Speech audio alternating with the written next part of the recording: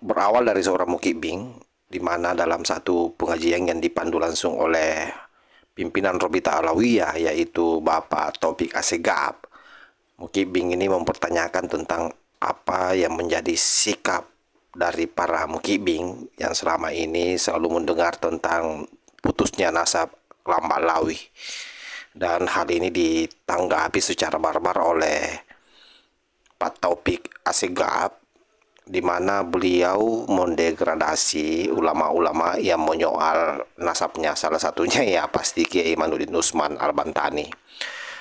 Dan beliau speak up panjang lebar. Atas kejadian itu, Kiai Imanuddin Usman Al-Bantani tentu tidak berdiam diri, menjawab pada suatu masa di mana dia ada di Bali, mengeluarkan satu pernyataan yang saya kira sangat menohok terkait dengan apa yang disampaikan oleh Taufik Assegaf tersebut. Lebih lengkapnya kita simak secara bersama-sama. Kita menanggapi tentang isu yang terkait yang tersebarnya, yang dimana terputusnya dari nasab Bani Alawi ini, yang dimana kita sebagai terputusnya nasab Bani Alawi ini, yang dimana kita sebagai pecinta kadang kita terasa sakit hati, Ustaz, terhadap ucapan itu. Bahkan ada ucapan para ulama yang membenarkan pernyataan tersebut ini. Bagaimana? Apa ulama yang benar? Sekelas apa ulamanya? Oh, ya itu kan. Ulama itu siapa? Sekelas siapa? Gitu. Ya kita nih kadang-kadang mengatakan ulama. Ulama yang mana? Sekarang saya mau tanya, kalau ada orang menyatakan misalnya Imam Syafi'i berkata A, kemudian dia menyatakan Imam Syafi'i itu keliru. Ulama? Hah? Misalnya ada misalnya mengatakan Imam Nawawi itu adalah keliru, yang benar itu begini, penemuan saya adalah begini, itu ulama? Ya enggak. Ahli nasab menyatakan nasabnya Mbak Alawi itu tersambung, kemudian ada orang panggil sebang menyatakan ini enggak tersambung, terbukti begini-begini, ulama? Ya males. Paham ya? Itu bukan ulama, ulam filma. Ini bukan ulama, ada apa dilatih? Masa ulama? Udah jelas. Jadi kalau orang itu kalau ngomong itu dilihat siapa yang ngomong, apa omongannya, siapa yang diomongin. Anda bisa tahu itu. Ini ada orang di pasar, paham ya? Ada orang di pasar mengkritik profesor, paham ya? Bareng omongannya ngelantur. Paham ya? Ini jangan minum obat ini profesor goblok, ini profesor keliru penelitiannya. Yang benar itu ini apa? Ya ini sandal ini, makan ini benar ini. Mau percaya kita? Wah ini hebat ini, berarti lebih hebat daripada profesor. Ya, monggo aja kalau Anda mau ikuti itu. Udahlah, nggak usah dibahas. Karena itu, ya inilah, kalau sudah menghadapi fenomena begini, Anda harus jadi cerdas. Sopo ngidak kerungu belas ini, ndak ketok belas ini. Modelnya aja juga bukan model ulama kok sebetulnya. Omongannya bukan begitu kok ulama. Nah karena itu udahlah, nggak usah ente bingung dan nggak usah dilihat. Ada apa kamu lihat kamu bingung karena PDW? Paham ya? Nah, jadi nggak usah bingung ya. Jadi ini permasalahan. Jadi karena itu saya ini juga heran kok banyak orang tanya masalah ini. Loh kok takut bingung dengan omongannya orang begini ini buat apa gitu loh. Ya nggak usah direken. Jadi jangan kamu anggap orang yang tidak menjawab itu adalah kalah ilmu. Enggak. Ya gara-gara ngelantur nggak dipakai, tidak diladeni gitu. Nggak diladeni, percuma nanti. Percuma. Anda lihat bagaimana? Nggak ada ulama, kata kiainya sekarang dilama. Ini nggak Kiai Miftahul Akhyar, itu orang alim itu. Itu orang alim, itu orang tawadhu, itu orang baik itu. Nggak usah diladeni sudah. Ya, nggak usah diladeni. Lihat aja nanti apa hasilnya. Ini sudah sumpah kalau saya akan mati itu dan ini. Emangnya kalau nggak dimatikan ini benar. Masuk pada bab doa. Allahumma sholli ala sayyidina Muhammadin wa ala alihi. Alihi ini wa fi riwayatin Allahumma sholli ala sayyidina Muhammadin wa azwajihi wa dzurriyyatihi. Ada hadisnya. Maka dzurriyyah masuk ke dalam ahli fi babid du'ai la fi babil fadailil lati waradat fil ahadis. Tidak masuk. Tetapi walau tidak masuk, dalam Ahlussunnah wal Jamaah kita dianjurkan. Dianjurkan itu berarti tidak ada dalil khusus sebenarnya. Dianjurkan kita mencintai keturunan. Nah, kalau dianjurkan berarti ada yata'allaqu hadan nasabus syarif bi al-aqidah. Karena masuknya cinta kepada ahli bait itu bukan bab fikih, adanya di bab akidah. Coba lihat akidah at-Tahawiyah Ahlussunnah wal Jamaah. Itu adanya di situ. Kalau berkaitan dengan masalah akidah begitu, berarti kita harus adakan verifikasi. Setiap orang yang mengaku sebagai turun Nabi, ya namanya mengaku boleh-boleh saja. Namanya mengaku. Mengaku itu adalah information, al-khabar. Al-khabaru mahtamala sidqa wal kadhiba. Berita itu bisa benar, bisa salah. Kalau berita itu bisa benar, bisa salah, bagaimana cara kita memverifikasinya? Ya kita lihat data-datanya. Datanya sahih apa tidak? Datanya valid apa tidak? Apabila kita belum menelitinya, maka al-aslu fin nasabi as-sihhah.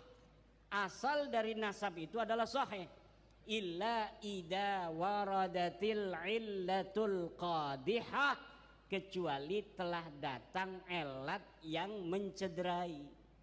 Nah, ini nasabnya Ba'lawi yang sedang kita bahas, itu sudah waradatil illah. Sudah ada 4 ilat yang membatalkan dia. Satu, dari sisi ilmu nasab tidak dicatat oleh ahli nasab. Mereka mengaku keturunan nabinya dari Ahmad bin Isa. Ahmad bin Isa di dalam waktu hidupnya tidak ada namanya. Dalam silsilatil alawiyah tidak dicatat, tetapi di abad kelima dicatat. Nah, ketika di abad kelima ini dicatat, anaknya pun dicatat. Berapa anaknya? Anaknya 3 yang berketurunan. Yang pertama Muhammad, Ali, dan Husain. Tidak ada nama Ubaid, Ubaidillah, atau Abdullah. Sampai abad ke-6, ke-7, ke-8 tidak ada kitab nasab yang menyatakan yang namanya Sayyidina Ahmad bin Isa punya anak namanya Ubaid. Lalu Ba'lawi ini di abad 9, leluhurnya Habib-Habib ini namanya Ali bin Abu Bakar As-Sakran, bikin kitab nih kayak Kiai Alawi, bikin catatan. Saya keturunan Nabi, nama saya Ali bin Abu Bakar bin Muhammad Mauladawilah bin Ali Al-Ghayyur bin Ali Sahibud Darak bin Muhammad Faqih Muqaddam bin Ali bin Muhammad Sahib Mirbat bin Alwi bin bin Ali dulu ya, Muhammad Sahib Murbat bin Ali Qali Qasam bin Alwi bin Muhammad bin Alwi bin Ubaid bin Ahmad bin Isa. Nah, ini nasabun batilun mardudun maudu'un munqati'un la yasihhu al-ihtijaju bihi. Tidak bisa. Kenapa? Lah orang kitab banyak begitu, kitab nasab sama sekali nggak ada yang menulis. Kitab nasab mulai abad keempat, silsilatil alawiyah, abad kelima, Tahdhibul Ansab, Al-Majdi, Muntaqilatul Talibiyah, kemudian di abad ke-6 As-Sajarah Al-Mubarakah, di abad ke-7 Al-Fahri Al-Asili, di abad ke-8 As-Sabatul Musal, di abad ke-9 Umdatul Talib Al-Kubra, Umdatul Talib Al-Wusta, Umdatul Talib Al-Kubra. Semuanya tidak ada yang mencatat yang namanya Ahmad bin Isa punya anak namanya Ubaid, Abdullah, Ubaidullah. Tidak ada. Pokoknya teu aya. cek orang Bandung nama teu aya iku ora ono ya. Kalau nggak ada ya gimana lagi. Mulai adanya sejak abad 9 mereka mengaku.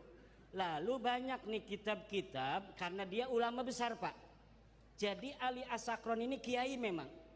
Dia punya bapak kiai juga. Bapaknya punya murid-murid. Dari mulai bapaknya ini bikin kitab sesuai dengan apa namanya itu penjelasan dari gurunya. Namanya Abdurrahman Segaf.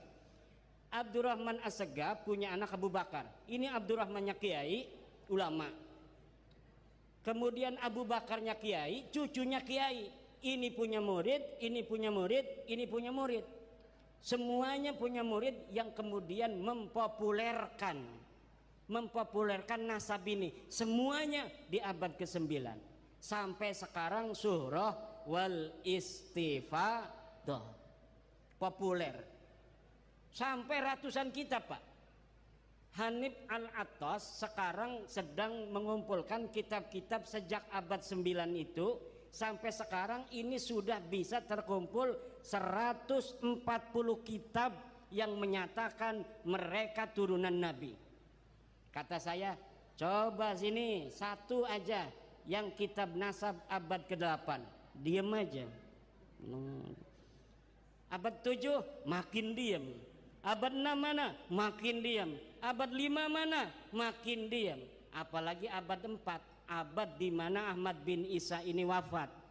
Ahmad bin Isa ini wafat 345 Hijriah. Sudah 1000 tahun lebih. Tapi 550 tahun sejak wafatnya baru ada orang ngaku-ngaku keturunannya. Kalau tadi misalnya saya mengaku Udayana, itu bisa diverifikasi di dalam setiap masa. Betul tidak yang namanya Airlangga itu turunan daripada Prabu Udayana? Betul tidak Ken Arok Singosari keturunan dari Airlangga? Betul tidak Prabu Hayamuruk keturunan dari Ken Arok? Itu semuanya ada datanya Pak. Betul tidak kerajaan Demak keturunan Majapahit? Betul tidak kerajaan Cirebon keturunan Demak? Betul tidak kerajaan Banten turun Demak? Itu diverifikasi. Kalau terbukti sah berarti waktu di Denpasar di rumahnya Yai Suryadi ketika Tubagus Mogi mengatakan bahwa dia darah Bali. Soheh. Kalau dicari manuskripnya ternyata ini bohong, ternyata yang namanya Airlangga itu hanya anak tiri daripada keturunan Udayana, maka nasab ini disebut nasabun batilun mauduun mardudun mungkoteun. Begitu. Silakan antara yang mulia anak agung dengan saya dites DNA. Kalau beda agama takdir tuh mah. Tapi persaudaraan satu darah tidak bisa dipisahkan. Silakan sahabat-sahabat menyimak sendiri ya dari dua pernyataan yang terpisah itu antara Pak Taufik Assegaf dengan Kiai Imaduddin Usman Al-Bantani. Sahabat-sahabat bisa memberi komentar dan membuat asumsi atau kesimpulan terkait dengan rungkatnya nasab Kelambak Lawi ini. Saya kira kita harus betul-betul menempatkan pada porsinya, yaitu pada diskursus ilmiah. Oleh karena itu, seluruh komentar-komentar sahabat silahkan ditulis di kolom komentar. Dan bagi para mukibing yang tidak mau menerima ini, coba ditonton lagi kembali, diulang-ulang agar jelas seperti apa prosesnya, kenapa Kiai Imaduddin Usman Al-Bantani berani merungkatkan nasab junjungan kalian. Wallahul muwaffiq ila aqwamit thariq. Wassalamualaikum warahmatullahi wabarakatuh.